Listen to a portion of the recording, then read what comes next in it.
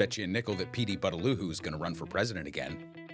Ordinarily, I think that sometimes in the media, the word meltdown is used a little bit too often. As progressives, I think it's important to get on board the not this guy train early. When Mayor Pete of South Bend, Indiana hit the national stage in his bid for president, there was a good amount of energy in the initial stages, at least among white Democrats. Ultimately, he scored a literal zero, a zero rating of support from black voters, and failed to find his footing as the primaries wore on. But he firmly implanted himself in the national consciousness and put himself in a prime position for spoils on the Biden team of rivals. Progressives smoked out Mayor Pete pretty early. Despite a profoundly liberal upbringing, personal fealty to the Bernie wing of the party, and campaigning as an openly gay politician, Pete's resume went from left-wing prospect to corporate cutout pretty quickly. A stint in the military, a couple of years at McKinsey, failed statewide campaign, and Pete settled eventually into the role of Mayor Pete and shed his progressive baggage every step of the way. Now serving as Transportation Secretary, Buttigieg is still struggling to manage expectations in what has been a chaotic tenure, to say the least. He failed to support striking rail workers, has been unable to bring the airline industry to heel, and has the daunting task ahead of trying to navigate hundreds of billions of dollars in disbursements in the coming years into the nation's transportation system and infrastructure. His incredible lack of imagination is matched only by his extreme personal confidence and ability to act as though everything is just hunky-dory. But it's not hunky-dory. What should be concerning is how Mayor Pete has managed to maintain such a high profile in an otherwise inconspicuous and technocratic job. It means one of two things. Either he's a media darling and the Democratic establishment is dead set on keeping him in the public eye to normalize him to national audiences, or he's really bad at his job. My fear is that it's both. So let's dig into a little history to contextualize the current airline crisis to figure out how we got here. UNFTR. Look, under the best conditions, traveling by air in the United States can be a stressful experience. To make matters worse, the agency ostensibly in charge of overseeing this powerful and very well-connected industry has abdicated its duties and as a result left the American consumer to fend for themselves. Keep this in mind as we proceed. Transportation Secretary Pete Buttigieg fined only 6 air carriers over refunds in 2022, 5 foreign firms, and only a single domestic airline, Frontier, which, needless to say, lacks a little bit of influence in Washington. While cancellations were up across the board last year, some of the worst days for air travel came on those that are historically the busiest at airports. Recall that period between Father's Day and July 4th last year, when thousands of combined flights were either delayed or canceled. The 2022 holiday season brought yet another meltdown. One of the worst villains in this fiasco, of course, is Southwest Airlines, which scratched 71% of its flights the day after Christmas, mostly due to incompetence and greed. $54 billion in COVID bailouts to the airline industry, very well spent. In true capitalist fashion, the airlines placed blame on inclement weather, a labor shortage that it created, and the Federal Aviation Administration, which didn't do itself any favors after spawning a countrywide outage 5 weeks later. The Southwest debacle was especially egregious. The carrier, which reported gross profits of nearly $6 billion over a 12-month period ending in September, failed to invest in modernizing its outdated staffing system. But of course, it was the first prominent airline to reinstate quarterly dividends after a COVID bailout ban on corporate payouts ended in the fall. More on that in a minute.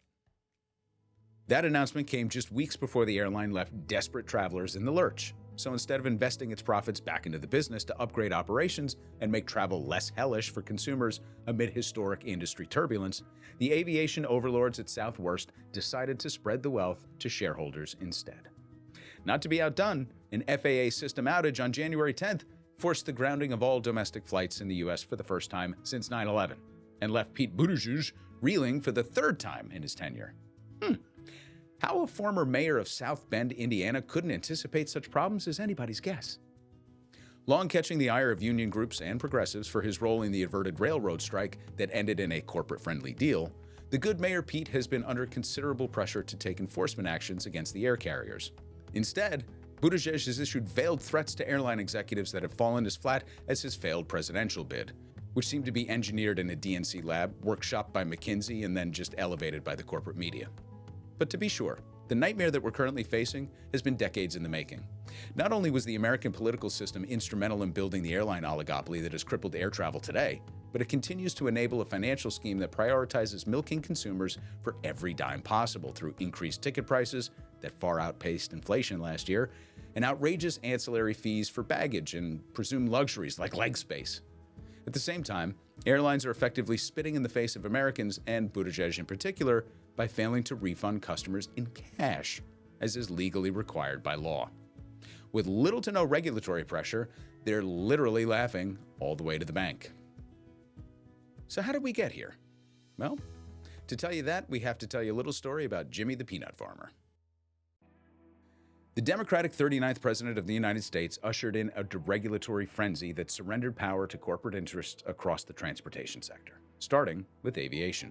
The decisive blow came in 1978 when Congress passed the Airline Deregulation Act, which ended federal government control over airlines and abolished the Civil Aeronautics Board, which was responsible for regulating the industry for nearly 50 years and ensured that airlines served rural communities.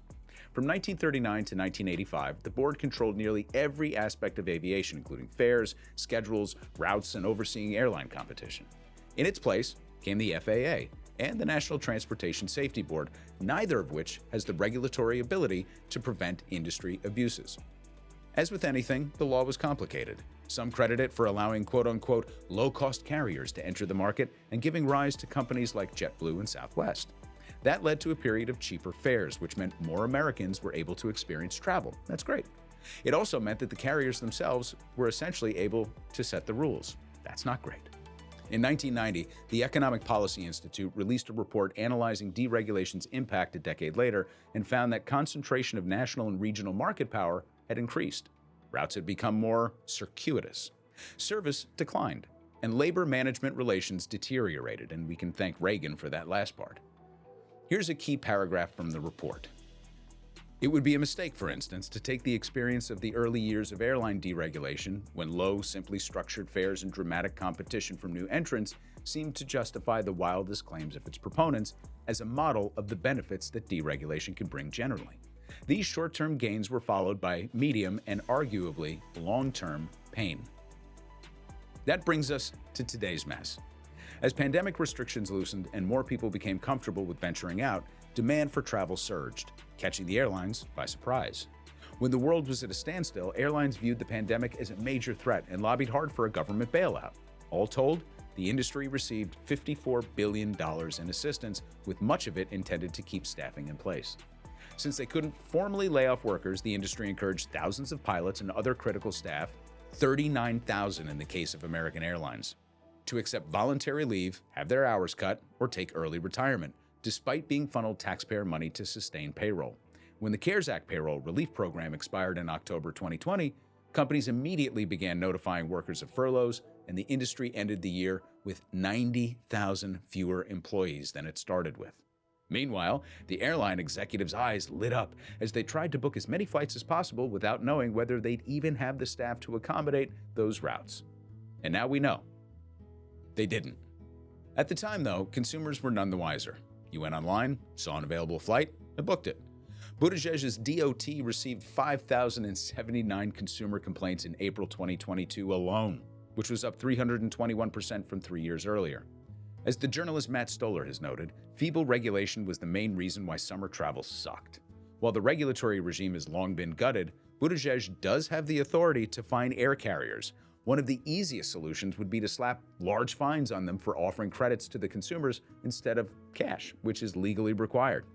While enforcement orders have declined since the Obama years, such actions have fallen sharply under Mayor Pete's watch. Buttigieg, for his part, claims the DOT is holding airlines accountable for their disastrous performance. Sure, buddy. So here we are.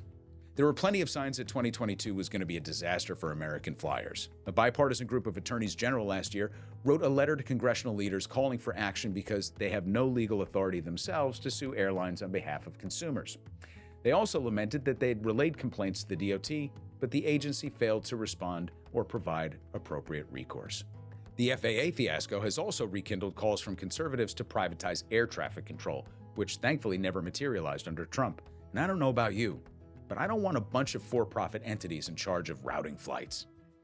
As we stand, there's no telling whether 2023 will be an improvement from 2022, and Buttigieg has yet to reveal any real leadership as air travel has turned into the wild, wild west. So remember this moment when names start to circulate for the next presidential election, or the one after that, or the one after that. Bad enough this guy led the charge to gut Bernie's primary campaign in 2020. The last thing progressives need is this shape-shifting, mealy-mouthed corporate McKinsey bot smooth-talking his way into the Oval Office. Don't forget to like this video and subscribe to our channel to be notified of new drops, and check out the links below to find out our resources and more about the UNFTR podcast, and also how to become a member of the show. Here endeth the video.